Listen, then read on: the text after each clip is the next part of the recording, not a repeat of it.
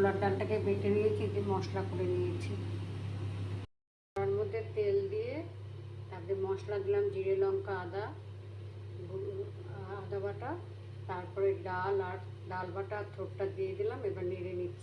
থোড় আর মটর ছোলার ডাল দিয়ে যে ধোকার রেসিপিটা আমার কমপ্লিট হয়ে গেছে। এভাবে থালার মধ্যে ঘি মাখিয়ে তারপরে ঘি মাখিয়ে ছড়িয়ে দিয়েছি। তবে এটা ঠান্ডা হলে ছড়িয়ে দিয়ে পিস পিস করে কেটে নেব।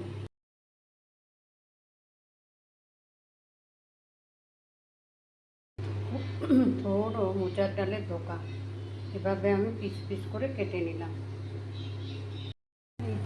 থোড় আর মটর ডাল দিয়ে যে ধোকাটা এই ভেজে তুলে রাখলাম।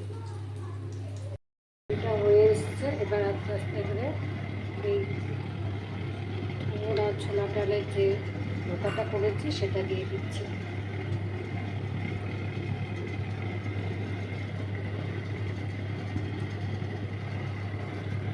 মোচা আর ছোলার ডাল দিয়ে যে ধোকাটা করেছিলাম সেটা কমপ্লিট হয়ে গেছে। খেতে দারুণ হয়।